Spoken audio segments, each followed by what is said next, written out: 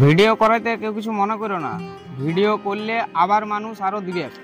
এই ভিডিওটা দেখে এই যে যেমন ইনি দিলেন, ঠিক আছে, আমার ভিডিও অনেক জায়গার লোক দেখে, যেমন কলকাতার থেকে শাড়ি দেওয়া হয়েছিল, তো মনে আছে তো, কলকাতার থেকে লোক আমার ভিডিও দেখে এসে শাড়ি দিয়ে গেছিল, সেরকম আরো অনেক জায়গার লোক দেখে তারপরে এসে দিবে, তখন তোমরাই পাবে। বুঝতে পারলে? কেউ কিছু বললে কারো কথায় কান দিও না, কারণ পাড়া প্রতিবেশী এসে খাওয়াই দিবে না। একদম রাইট। নমস্কার, আমি উজ্জ্বল রক্ষিত। আমার ভিডিও আপনারা যারা দেখেন তারা তো আমাকে জানেনই, যারা দেখেন নাই তাদের জন্য বলি, আমি আগে ডেলিভারি বয়ের কাজ করতাম, এখন বাজারে মাছ বিক্রি করি। তো মানে মন আমার অনেক বড়, আমি চেষ্টা করি সবসময় গরিব মানুষের পাশে দাঁড়ানোর জন্য।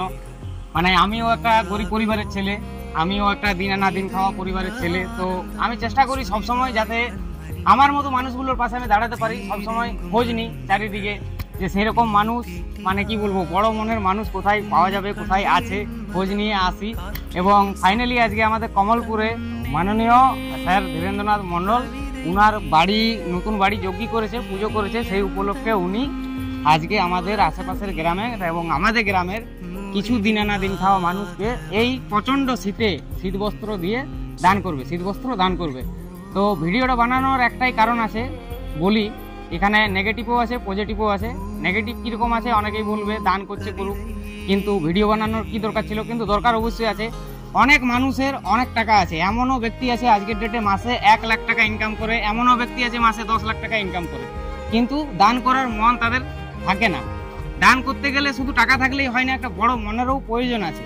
আর এই ভিডিও দেখে যদি কোনো ব্যক্তির মন জাগরিত হয় যে না আমিও কিছু মানুষকে দান করি এই প্রচণ্ড শীতে, যদি প্রত্যেকটা এলাকার থেকে, প্রত্যেকটা থানার থেকে এরকম কিছু মানুষ বেরিয়ে যায় যে না আমি তো অনেক উপার্জন করি, মাসে লাখ টাকা উপার্জন করি, হয়তো বছরের শীতে একটা টাইম আমার আশেপাশের গরিব মানুষগুলোকে এই শীতবস্ত্র দিই, এই ঠান্ডার থেকে বাঁচতে কিছু শীতবস্ত্র দিই, কিছু পয়সা, মাসে 1 লাখ টাকা রোজগার করছি, সেখান থেকে হয়তো 20,000 টাকা দান করলাম, 30,000 টাকা দান করলাম, তাহলে হয়তো দিন আনা দিন খাওয়া মানুষগুলো এই শীতে মানে কষ্ট পাবে না, সবাই কিন্তু বস্ত্র পাবে।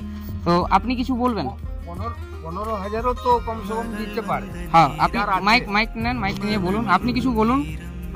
মানে যার আছে, আচ্ছা, সে যদি বলে মন করে দিব, 1,000 টাকারও মাল দিতে পারে। অবশ্যই পারে কিনা? অবশ্যই। আর যা একজন দিতে দিতে 10 জন দিবে।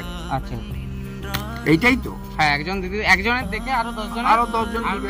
তাহলে কি আশেপাশে যে গরিব দুঃখী তারা অনেকেই উপকৃত হবে। আশেপাশে যারা গরিব দুঃখী আছে তারা অনেকেই উপকৃত হবে।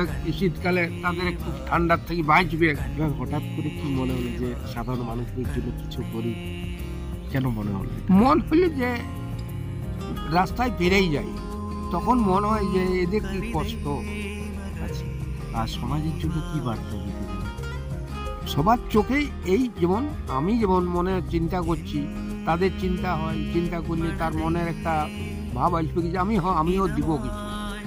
না দেখ 10, 5, 15 দিলেও তো 5টা গরিব দুঃখী তো উপকৃত হবে, ঠান্ডার থেকে বাঁচবে।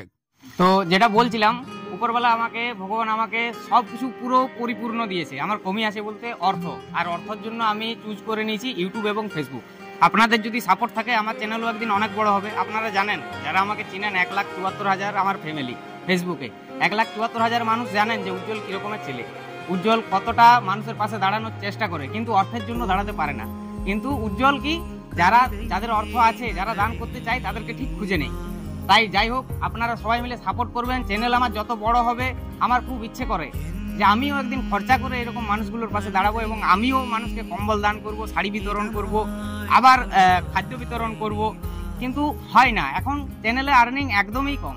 ফেসবুক থেকে তো আর্নিং নাইয়ের বরাবর, ইউটিউব থেকে আর্নিং আছে, কিন্তু ইউটিউবের ফ্যামিলি অনেক কম, এই 13,000-এর ফ্যামিলি। ইউটিউবে যেদিন আমার 1 লাখ ফ্যামিলি হয়ে যাবে, সেদিন উজ্জ্বল হয়তো আরও নতুন কিছু, আরও ভালো কিছু করে আপনাদেরকে দেখাবে। তো যাদের পর্যাপ্ত পরিমাণ টাকা আছে, আমি বলবো দান করা খুবই প্রয়োজন, কারণ দান করলে কোনোদিন অর্থ কমে না, অর্থ আরও বেড়ে যায়। আমাদের বাঙালিদের একটা কথা আছে না, যে হনুমানে যদি কুমড়ো গাছের কুমড়া খেয়ে দেয়, সেই কুমড়া গাছে আরও বেশি বেশি কুমড়া ধরে, লাউ খেয়ে দিলে বেশি বেশি লাউ ধরে। সেই রকম এটাও একটা প্রবাদ আছে যে ধন যদি বাটা হয়, দান করা হয়, তাহলে কিন্তু আরো বেশি বেড়ে যায়, ধন দৌলত আরো বেড়ে যায়, বিফল হয় না। যত টাকা দান করা হবে তার ডবল আরো ধন। না না, বিফল হয় না, ও তো প্রভু দেখছে। প্রভু দেখছে। উনি দেখছে কে কি করছে অন্তর্জাম। ಈ ಮಗಡಿ